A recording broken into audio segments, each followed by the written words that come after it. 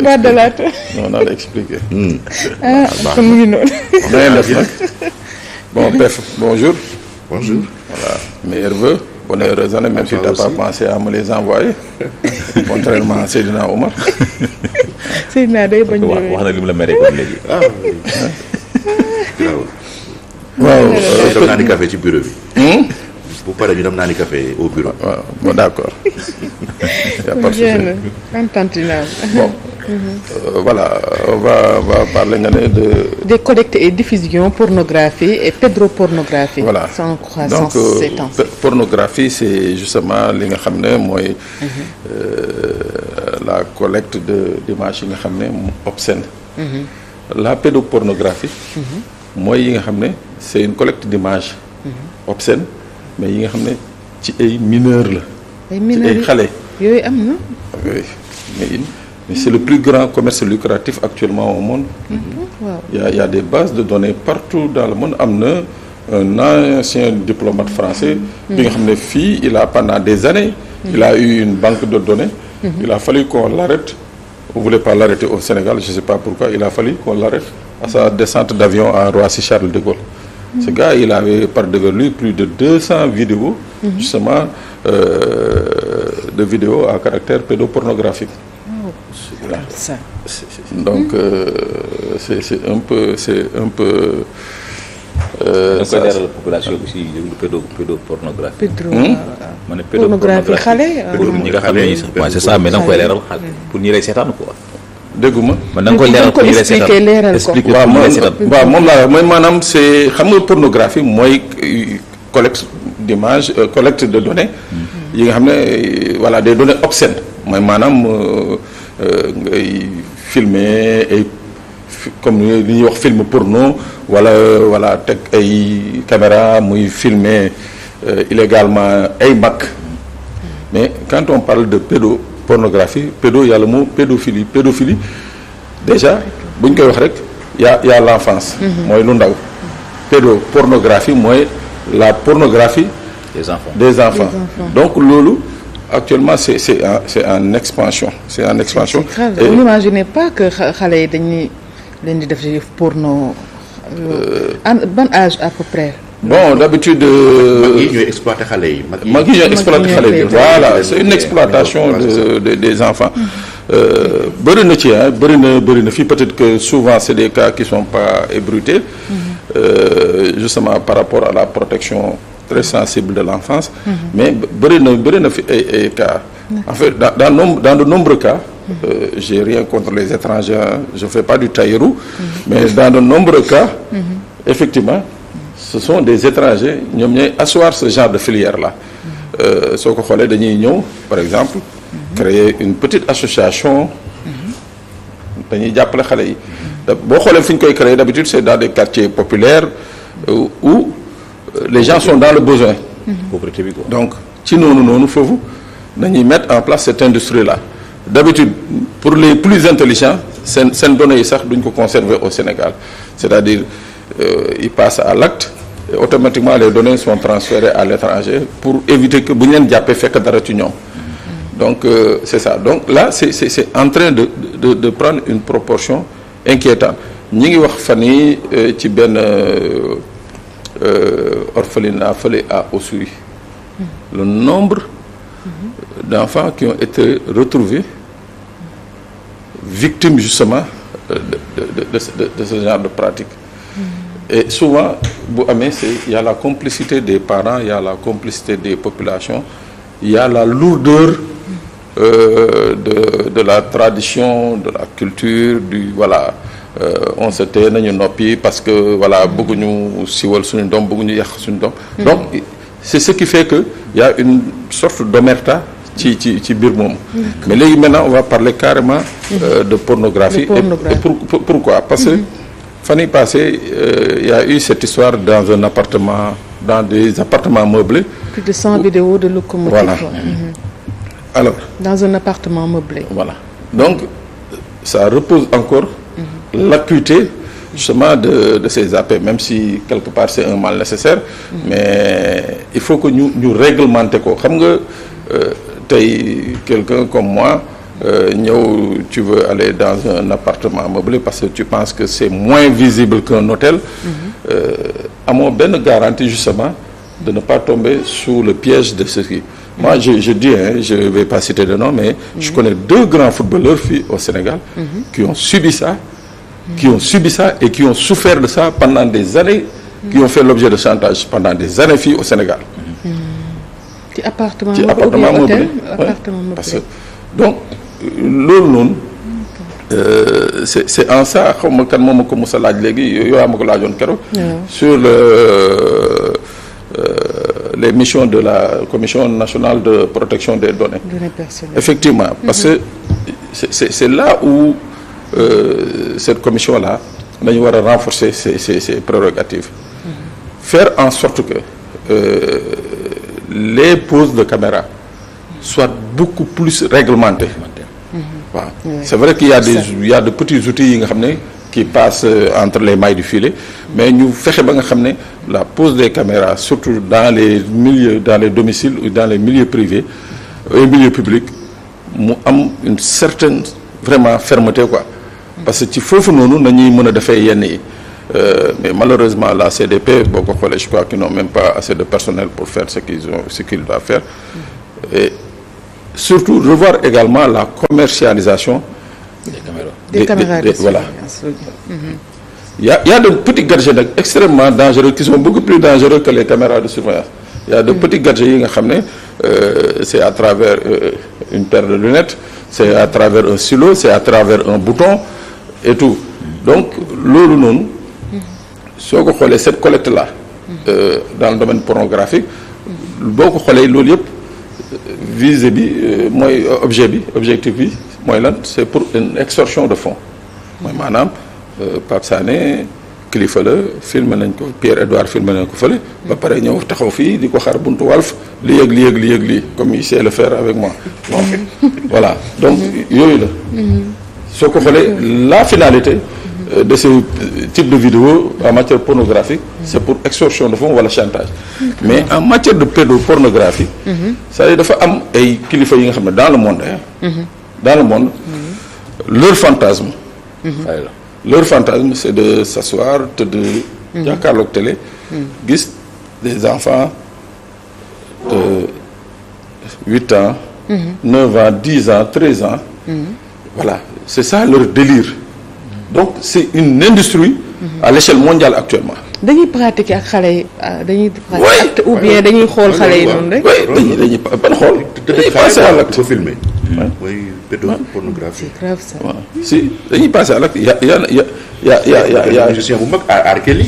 voilà mu ngi. kaw R. Kelly États-Unis donc loolu la dañuy passé. bëriwul Sénégal. Sénégal waaw. si y en a mais c'est que la lourdeur de la tradition fait que les gens ne parlent pas. nit ñi du ñu nangu wax les gens préfèrent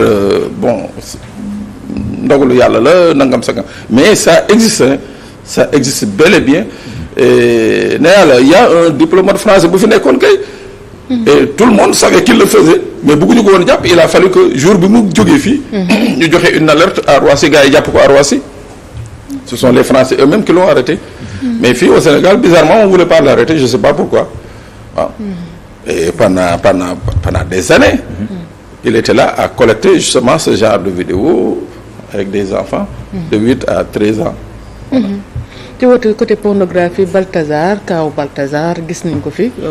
voilà yi nga xamante ne def na ko ci côté boobu. non bon yooyu est-ce que après day am délit la ndax dañ lay emprisonné nit ki wala déet parce que après fin kenn xamul am na ñu naan emprisonné nañ ko ñu naan emprisonné wu. bon dans le cas de Balthazar peut-être ce qu'on pourrait lui reprocher. étant un fonctionnaire de l'État. nekk waaw def yenn pratiques yi. ci biir administration bi.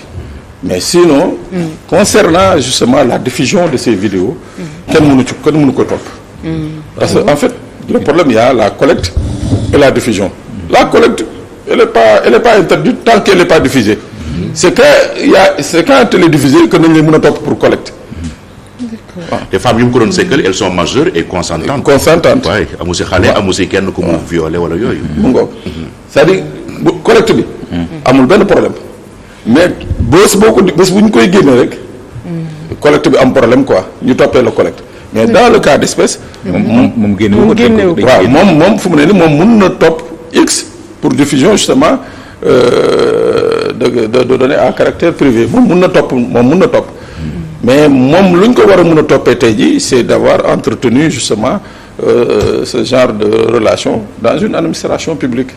D'accord. Donc il n'a pas ce droit. waaw il n'a pas ce droit. en même temps aussi bon bu fekkoon ne détecté woon nañu si yaram sida aussi mën nañ ko si jàpp aussi. voilà su doon détecté nañu ci moom une maladie contagieuse. waaw mën nañ ko poursuivre justement. loolu moom c'est vous avez tout à fait raison chez kii Seydina. mais pédopornographie loi Sénégal lu mu si wax. bon on a une très bonne loi.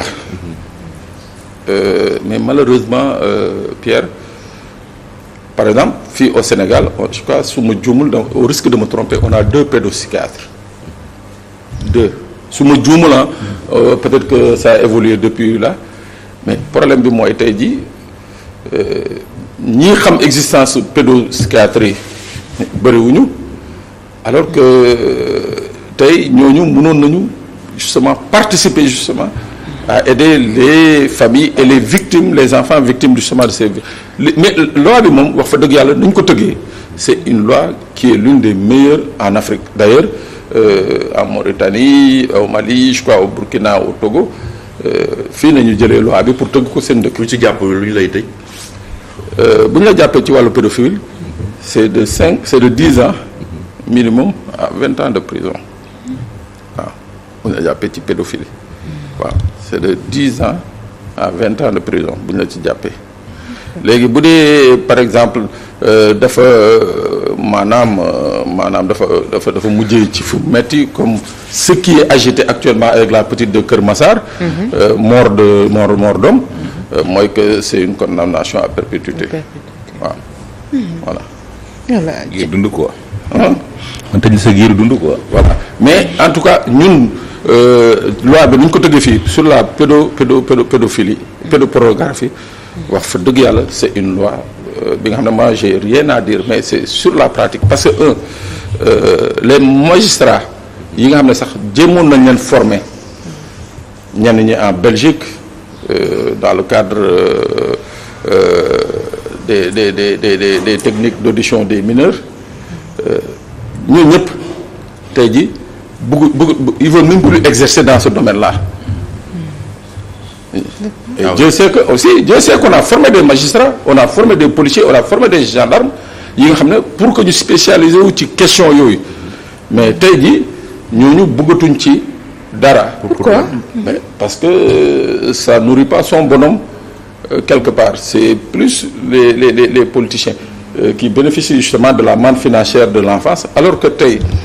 Pierre, juste tu poses une question intéressante. Par exemple tey est-ce que xam nga ni tous les PV je le dis et puis voilà les magistrats les officiers de police judiciaire vont confirmer ou désavouer tous les PV yi nga xam ne qui concernent des mineurs qui ont été auditionnés dans des lieux autres qu'une brigade spécialisée de protection de l'enfance, ces PV sont de nul et de nullité parfaite. Ah oui, carrément. Oui, parce que justement la loi dont tu parles, il est clair, net, précis. dañ ne la xale bi boo koy déglu da nga ko war a déglu dans un environnement sain mais fii da ngay gis ñu jàpp benn xale dugal ko ci benn commissariat wala brigade excusez-moi du terme ñu rafle ay travailleuses du sexe ñu koy romb de gauche à droite ñu rafle jàpp benn jaaykatu yamba ñu koy romb en fait yooyu yëpp le gars l'enquêteur est là cak xale bi di gis ñu ngi déglu kii rey benn waaye fële ñu ngi koy déglu donc loolu yëpp dañ ko tere déjà xale bi bu ñëw c'est déjà il est traumatisé elle est traumatisée bu ñëwee bu ñëwaatee aussi ñu day yëpp traumatisé beneen affaire ñu ne la xale bi boo koy déglu il faut un visuel une caméra buy filmer xale bi question yi nga koy poser ça doit être des questions pas subjectives déedéet waroo ko wax est-ce que xam nga Pierre-Edouard déedéet tu dois pas lui poser la question ndax xam nga Pierre-Edouard. tu mets un groupe de personnes tu lui dis fii ko ci xam. waaw en fait waroo xale bi waroo ko indiquer. réponse am quoi. voilà parce que da nga koy influencer moo tax dañuy wax ni que il faut une caméra boobu day permettre justement au pédopsychiatre bi nga xam ne moom mooy travailler avec le juge di voir. réaction xale bi les réactions de l'enfant. dañ koy jàngat xool ndax réaction yooyu ak lii nekk ci PV bi c'est la même chose mais ñun fii on tient pas compte de ça. on ne tient même pas compte de ça. ah on met l'enfant dans un bureau où tout le monde passe de travers de temps en temps waa ji fekk table ne ko waxal waa yow. di xëbal xale bi voilà kii non. parce que souvent ñun Sénégal dañ naan xale boo ko bëgg wax loolu da koy xëbal. voilà or boo ko xëbalee mën nga ko trop. alors tu dois prendre tout le temps nécessaire tout le temps voilà comme on dit rek interrogatoire xale entonnoir la ci kaw da ngay tuur ndox mi après di segg ci suuf waaw. c'est ça. te tubaab sax dañuy tegal poupée tegal la ay foofukaay di la nax jox ay gâteau di la nax pour nga mën a wax mettre en confiance. voilà mais Pape aussi autant qu'on parle d'enfant quoi dañu gis ne temps yi ci semaine bi passée rek dafa bëree benn phénomène boo xam ne dafa exister mooy problème viol yi léegi dafa gën a yokk quoi le cas de Diary Sow rek yaakaar naa exemple la ci quoi. problème viol yooyu de naka lañ ko mën a jàngatee parce que man ce qui li ma gën a jaaxal mooy que boo xoolee viol dañ ko criminaliser woon c'est-à-dire que texte bi parce que ñu ngi ko adopté woon en 2020 te ñu gis ne actuellement ni chaque jour mbir dafay gën di gën a perdurer di gën a accentuer mais loolu tey jii ban explication lañ ko mën a jox. waaw d'abord dañuy ñëw ci les causes du viol pour comprendre pourquoi viol bi le viol yi mënuñu ko pour le moment téye. da ngay xool déjà la composition de la société sénégalaise où tout le monde est responsable. Ça il faut le dire. y a ce qu'on appelle les excuses en droit y a ce qu'on appelle les excuses même bu dee c'est pas l'ordre du jour. Imaginez tey le taux de jeunes désœuvrés et drogués. tey les types de drogue yi nga xam ne à bas prix qui sont fournis. day yokk la criminalité. mooy maanaam pour 25 francs yi ma Pierre amel ma xaar ko fii mu ñëw ma jëm ko paaka. drogue bàyyi poussé. te noonu également noonu la sa pulsion yi di la pousser ngay violer ça c'est pas un prétexte hein c'est pas un prétexte pour les gens mais je dis que.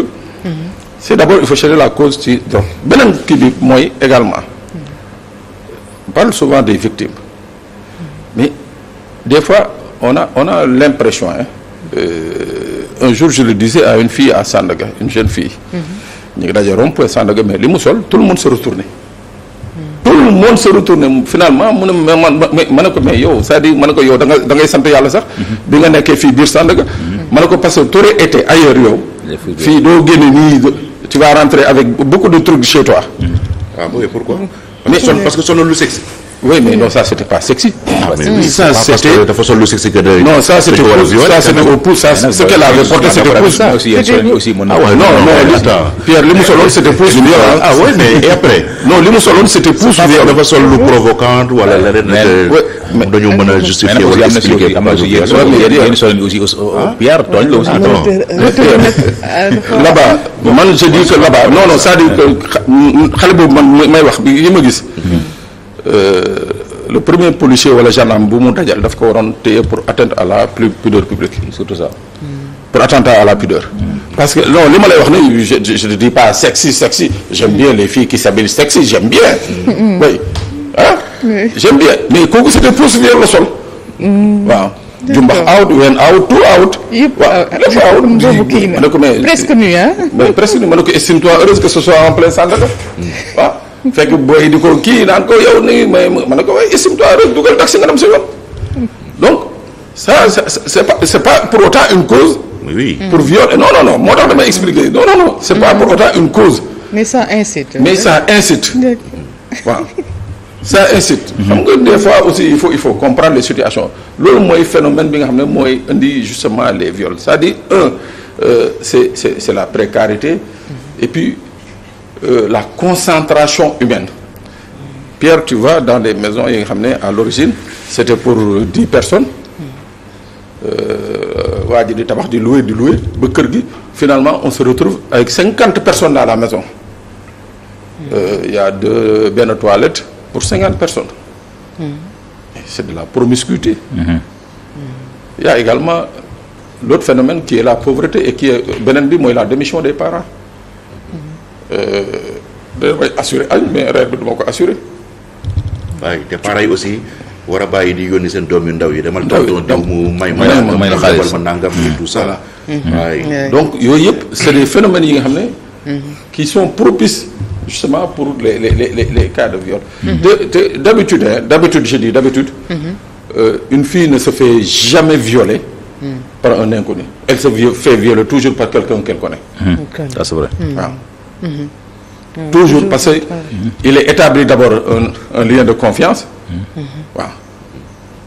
Il est d'abord au préalable établi un lien de confiance avant que l'acte ne voilà. waaw parce que Sénégalais aussi dañuy wax dëgg nit ñi dañoo feebar quoi. parce que man daanaa si sax xuloog sama soxna parce que des fois boobu sama doom bu jigéen daan ma woon nangu sax ñu koy jox góor mu koy teg ci poojam. j'aimais pas. mais c'est tout à fait normal. waaye j'aimais pas. mais moi j'ai toujours refusé. parce que y a des gens dañu feebar. les gens sont malades. c'est des malades dañu feebar. waaw c'est ça parce que da ngay jël sa doom nit ki teg ko ci yaakaar ne du dara. te fekk na peut-être sax mu ngi jël plaisir ci xale bi. mais tout à fait. ah non Seydina moi je suis d'accord avec toi. non c'est vrai dafa waroon da ñàkk kersa ma ne ko du question ñàkk kersa quand même quoi ko gis. ah non moi j'ai toujours dit. ñu wératu quand même. ma ne ko bu weesoo man sa papa. même papa yi sax wóorul. dis-toi que kenn seexlu la quoi. c'est ça. ah non je le disais tout le temps. mais comme si naa di même papa yi sax su wóorul. waaw non am na ci papa yi nga xam ne wóorul. les cas d'inceste et tout y en a. papa yi sax am na yoo xam ne ngay def. non mais yow papa ji tu es obligé de lui inculquer ces valeurs là c'est-à-dire ce système de défense xamal ko quoi. xamal ko quoi waaw.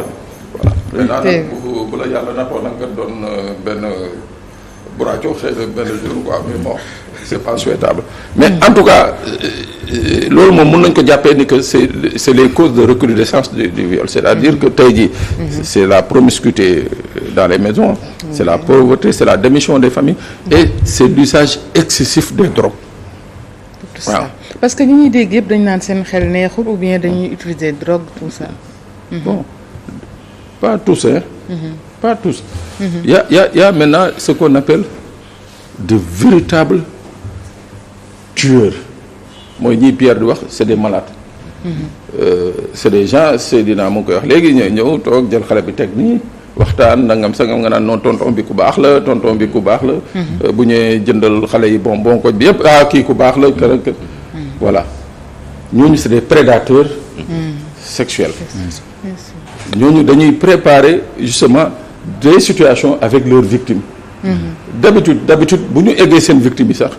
même la victime tout en sachant qu'elle a été violée a peur de le dire à ses parents parce que kenn du ko gëm. tellement que voilà le gars il est bon il est gentil il donne de l'argent. donc finalement après day nekk benn genre processus. nii fu muy éclater mooy peut-être bu ñu demee ba benn moment yaa ji gis ni que xale bi mu ngi commencer di charger elle forme et tout elle commence à devenir femme. wala par extraordinaire xale bi ëmb. boobu la ñuy rendre compte waaw et tout mais mun nañu nekk ci processus boobu pendant des mois. bu xale bi jógee dem voilà comme Pierre le dit demal seeti tonton diw ne ko mu may ma lii ainsi de suite waa ji boo ñëwee mu suukar après ainsi de suite bon loolu mu ngi ci. moo tax également les parents doivent prendre leurs responsabilités c'est-à-dire yaru démb effectivement dafa am solo je crois que c'est un peu à l'image des filles de votre âge et consorts ñu mun a am certaines retenues certaines tenues vis-à-vis de l'étranger vis-à-vis de l'homme et tout ça mais je crois que yooyu c'est des valeurs yi nga xam ne dañ ko war a indiwaat un peu. Est-ce que jotul tey ñu évaluer la loi criminalisant le viol parce que voté nañu ko je pense il y a cela 5 ans ou 6. mais ba léegi taxul ba phénomène bi wàññeeku. 2020 au contraire on a waa 2020 on a l'impression même dafa gën a empiré wu. xam nga Pierre je le dis souvent bi ñuy voté loi bi c'était sans compter que le viol est l'une des infractions les plus difficiles à caractériser à établir waaw. Ah, ça c'est vrai. Je vais raconter une anecdote ici am na ci benn waay bi nga xam ne il a été en prison pendant des mois et bu ko yàlla dimbalul woon peut-être il aurait pris 10 ans parce qu'il avait été accusé de viol. C'est un professeur dans un collège privé ici de la banlieue. xale bi ko accusé woon de viol dafa tiit ñëw egg si yaay ji comme Fatou Diouf rek mbéj tël kël la mu ne ko Pape Sané. waaw mooy xëbal bi ñu doon wax. xëbal bi waaw parce que Pape Sané la gënoon miin rek mu ne ko Pape Sané. ñu ñëw bu pamti Pape Sané yooyu non kii banta déféré mandat de dépôt. fàtte ko. alors que pour la petite histoire xale bi elle n'a jamais été violée xale bi dañ ko waxee tafoon. dans certaines ethnies dañuy taf xale bi. waaw dañuy taf. à l'issue d'un exercice physique. taf bi dañ mu saigné. ok. Ses parents n'ont rien voulu comprendre. Entre-temps, le gars est resté 6 mois en prison. Avant que ñu koy génne. Et jour boobu je dis il a fallu convaincre le procureur Ousmane Diagne à l'époque de faire une réexpertise pour sauver le gars. moo tax des fois aussi baax na justement ces magistrats ces officiers de police judiciaire am ñu leen di accompagner parce que le certificat médical souvent da leen di induire en erreur wala loolu rek par exemple le gars pendant je sais même plus s'il a repris les cours ou pas mais le gars après il était devenu fou. Ah oui carrément loolu. forcément bu yàqu la. école bi yëpp ñëw di seede ne non c'est pas possible kii ñu xam ni non c'est pas possible. yàq dërëm quoi. Les journaux ont traité ça dangam sangam et tout mais il y en a même des confrères avec qui j'ai dit que non c'est-à-dire vous ne devez pas jeter d'abord la victime en pâture et le gars également vous ne devez pas le jeter en pâture mais finalement biñ ñëwee ba gis ni que affaire bi lii la. Le gars n'a pas bénéficié du même traitement on n'est pas revenu pour dire que voilà c'était une erreur ça et ça. Donc voici un peu les erreurs yi nga xam ne moo tax il faut évaluer cette loi là parce que cette loi elle a été prise à la va-vite. D'accord. Et tous les hommes sont en sursis hein. Mais tous les hommes. Oui. Mais toutes les femmes aussi. Non, tous les hommes parce que tey il suffit non c'est-à-dire si je donnais cet exemple il suffit d'une accusation étayée par un certificat médical pour que tu te retrouves en prison hein. Il suffit d'une accusation étayée d'un certificat médical pour que tu te retrouves en prison. Et vous êtes en sursis parce que benn femme mën a wax ne am naa consentement pour defar yow mais ngeen def tout juste après mu ne la. waaw mais avec cette loi là presque. non moo tax ma ne tout le monde est Pierre a raison tout le monde est en danger. Donc moo tax il faudra Pierre dans ce pays là il faut qu'on progresse qu'on avance. Pour maintenant mettre fin à ça il faut ce qu'on appelle les urgences judiciaires dans les hôpitaux. Ou quand une fille déclare être victime de viol, c'est seulement dans ces services d'urgence judiciaire qu'on peut lui délivrer un certificat médical. C'est très important. Parce que les certificats médicaux là délivrés un peu partout là, mais portent préjudice à beaucoup de gens. Gis nga bu ñu ko defoon léegi nii. da nga gis ni que mbir mi dana gën a kii. Mais cette loi il faut quand même la revisiter. D'accord. Parce qu'elle ne sert à rien comme la loi sur la criminalisation du trafic de drogue, comme sur le trafic de bétail.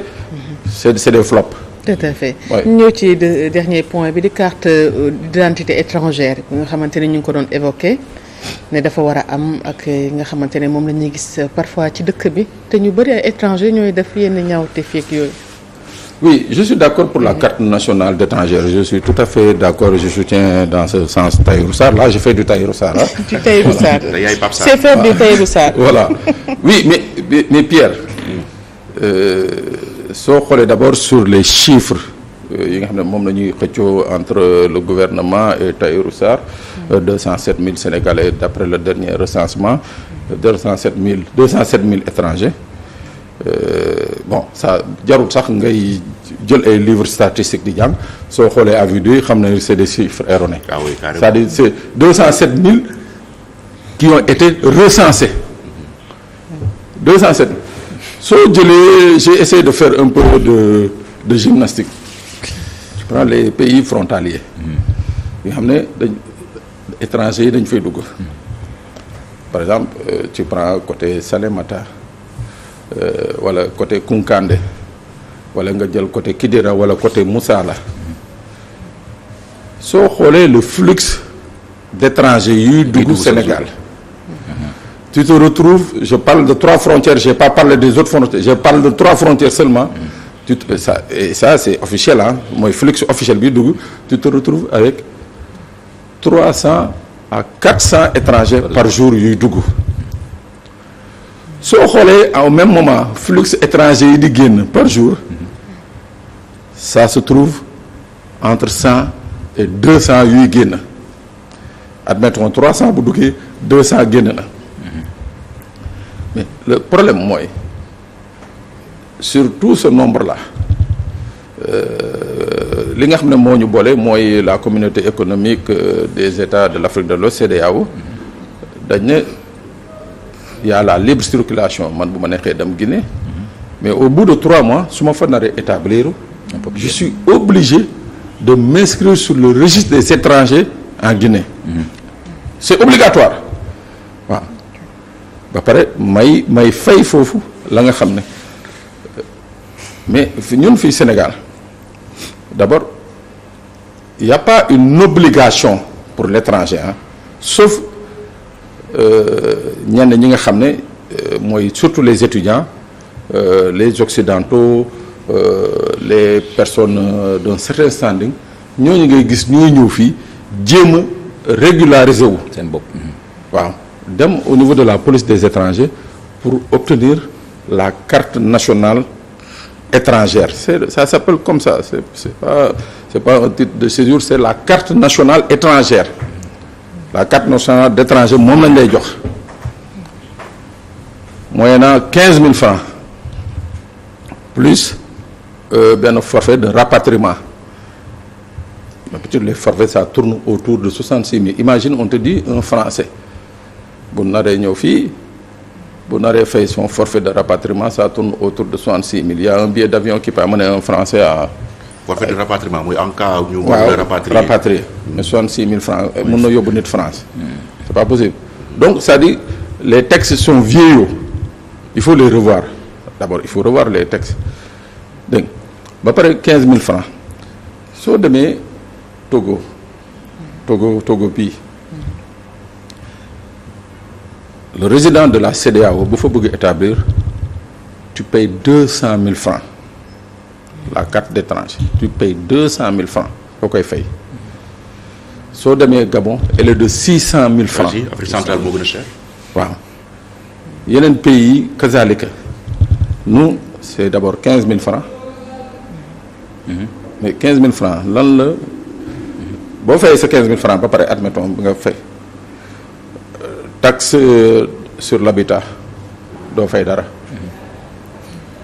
impôt sur le revenu doo fay dara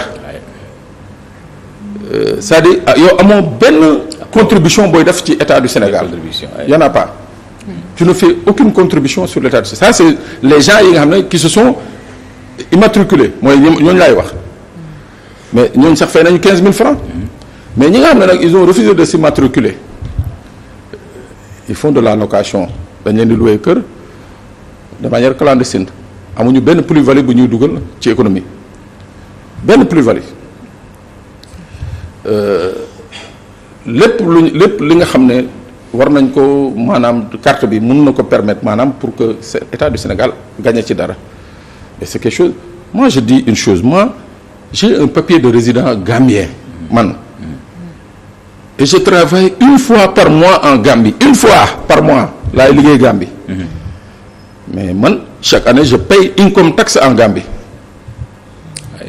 ñaata dalasi. Pierre si je le dis le gouvernement va se fâcher contre moi quoi bàyyi noonu.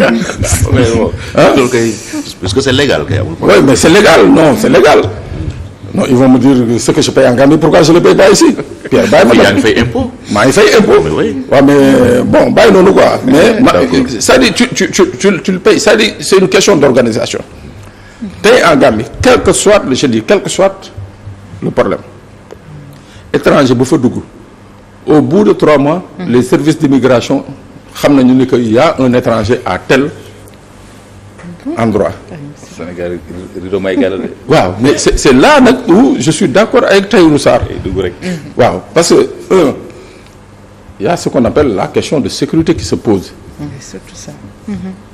tey nga ñëw dugg si fii imaginez 10 20 30 personnes. aujourd'hui je parle benn affaire bi nga xam ne. moo tax sax ma ne on va parler du schéma de cette carte. un riche homme d'affaires guinéen. dégg nga bu baax li ma la wax de un riche homme d'affaires guinéen. a acheté récemment 200 motos yi on les appelle Guinée-Ari. c'est les grosses motos là c'est pas les petits Jakarta grosses motos là. boobu xoolee ñoom ñooy def Jakarta. il en a acheté 200 pas ici au Sénégal parce que ça se vend pas au Sénégal. mu ngi ko jëndee Guinée. jox ko ay nit ñooñu dawal ko ba fii. xam nga ñooñu dugg ñu fi de manière légale. motos yi dugg ñu fi de manière légale. et pourtant ces motos produisent de la richesse ici au Sénégal. richesse yi war a delluwaat après. waaw richesse yi waaw les motos produisent de la richesse ici au Sénégal parce que ñu ngi liggéey fii boo taxee fii ci rond-point bi da nga la gis fii ñu taxaw. waaw. ils produisent de la richesse. ils se font de l'argent ils ne payent aucune taxe ñii leen di dawal xamuñu ñan la. ki leen ko jox xamuñu kan la. tey musiba naaru laay moto yooyu bu ci amoon problème dañuy toog rek di seetaan. waaw donc d'où l'urgence justement de faire en sorte qu'il y ait une systématisation de la carte nationale d'étranger et pour ça ñun sénégalais yi yépp nag muy man muy yow Fatou muy Seydina qu'on ait au moins ce sursaut patriotique parce que actuellement la situation bi nga xam ne dans la zone géographique où nous nous trouvons la situation commence à poser de sérieux problèmes. Oui. On doit savoir qui est qui, ce n'est pas être méchant. On doit savoir qui habite là, on doit savoir qui fait ça. Et pour ça, non seulement l'État daf ci war a impliquer dugal ci xaalis bu bëri en communiquant pour que Sénégalais yi mën a mesurer un peu le danger de ce que cela représente. Et également communiquer sur ce que l'État du Sénégal perd en devises. D'accord. waaw. Intéressant. Voilà. Je crois que c'est mon montage. Oui, c'est bon, oui, machallah. Merci en tout cas. Am na solo. Il est en retard, après il me prend mon temps là. C'est quoi ça? Il s'en prend à Pierre. Pierre loo def. parce que man sama temps laa la jox. parce que suñu invité bi voilà c'est l'occasion même de lui décerner un carton jaune. Moustapha Tall. Il est habitué des faits. Moustapha Tall opérateur économique. Télévision programme télé aussi c'est sacré institution la donc quand on s'engage à venir à une émission donc war a